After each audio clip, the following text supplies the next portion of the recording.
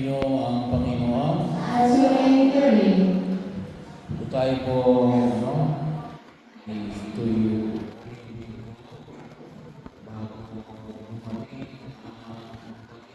sa ng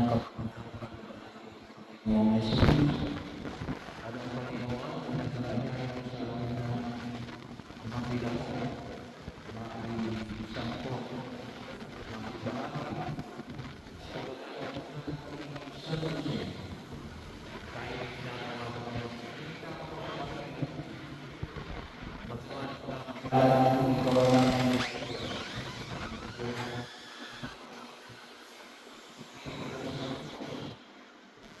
Kahit na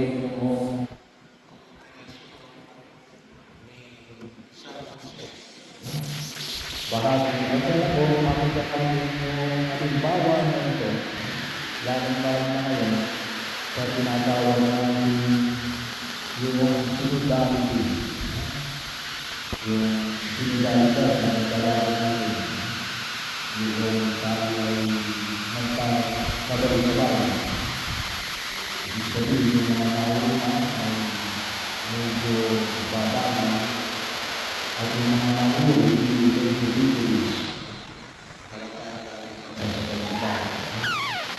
hindi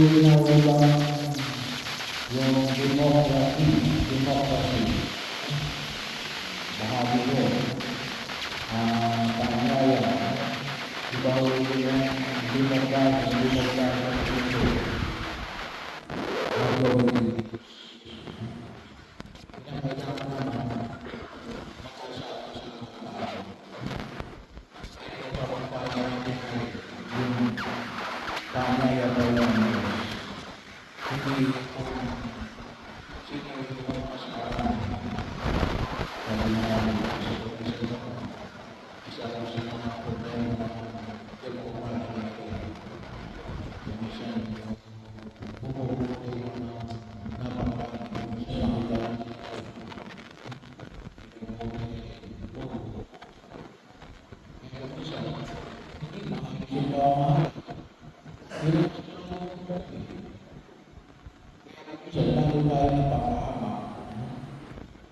Pero simbahan ang tawag ay solidarity lang.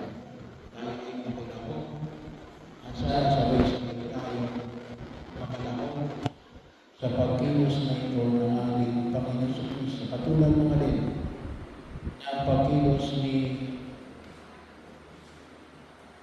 San Jose. Kasi nanalo yung sitwasyon. Anong sitwasyon? Dinadala si Maria, si San Jose may ibang solusyon. Anong kanyang solusyon? Kaya niya si Maria. Kasi siya ay kakapatuloy. Hagi mo, hindi kanya. Kaya ang sabi nito ay, bagamat may pagkilos siya, para hindi mapahiya si Maria, tutusin hindi lang para mapahiya. Bagamat yun ang binanggit nung panahon ni Jesus, kapag ikaw ay nakikiambil, kung pwede ka parusahan, batuhin hanggang kamatayan. So bahagi yun isa sa mga parusa na ilalatan ng tulong kita sa mga nagkasala.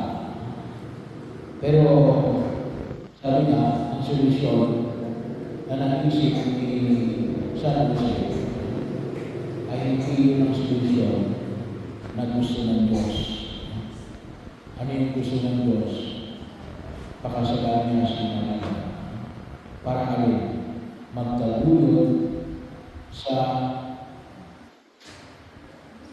magliligtas na ating Panginoong Kristo.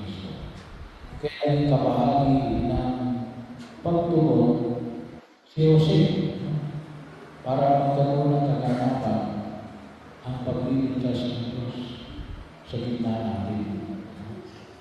Kaya naman, ito yung bigyan natin din ng pagpapahalaga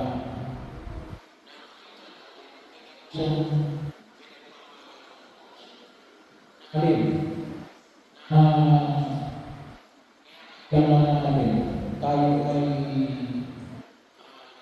kita kung ano yung kagustuhan ng Diyos. Hindi lang ang kagustuhan natin. Kasi baka mamaya yung kagustuhan natin, hindi naman yung gusto ng Diyos. Kinakailangan tayo magkailangan kumilos. Hindi lang sa kagustuhan natin, ngunit sa ayon sa kalooban ng Diyos. Kasi kung minsan yung ating kagustuhan, hindi yun ang solusyon. Nais ng Diyos natin na siya ang magbigay sa atin ng gabay para makita natin ang tunay na solusyon. Katulad ng alin, yung kanyang hamon kay Sinan, pakasalanan siya. Pagkatapos ng alin, anghel kay Jose. Kaya napakalaga yung kahalagaan ng alin, yung maintindihan natin ng ating pananampalataya. Sangayon po sa CBCB at kasi nagtalaga sila ng survey. Isang problema na inaharap ng ating mga kapatid. Hindi natin ang pagbabago ng mga tayo. Sa mga hindi katulad ng mga pananampalataya.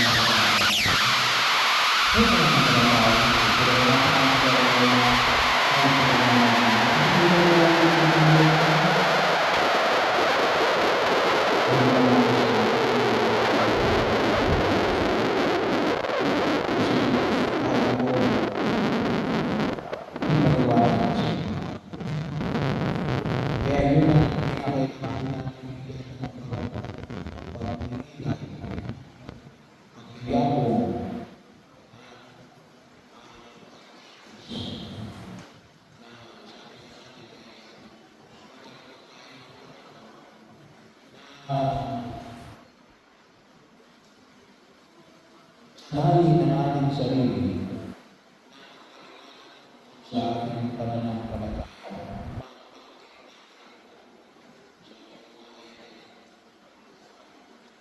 Sa ating pagkaunawa sa ating Panginoon sa Kristo, hindi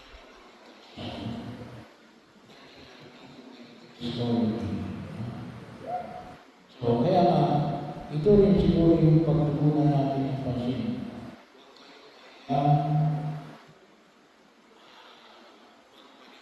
Sang-ayon sa inyo katatayuan. Huwag mo sabihin na, bahala na si Father dyan.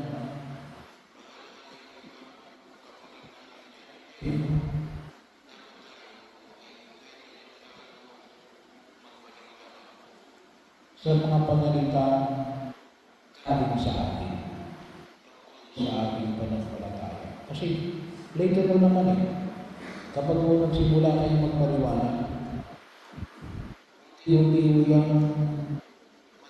sa sabi namin ay ma-refine.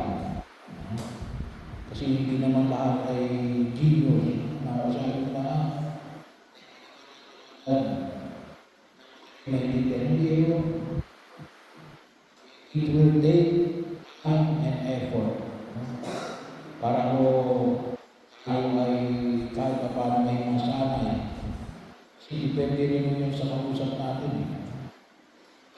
Anong panawagan mo? Kapag ano yung nakatulad mo sa Jose, ay alin? Siya na rin. Salamat siya. Kumilos. Sang-ayon sa kalooban ng Panginoon yun, baka may pinagagawa sa atin ng Diyos. Ay sa pamamagitan ng ating panaginip, sa pamamagitan ng ibang mga tao, na tayo mag-isip. Simulan natin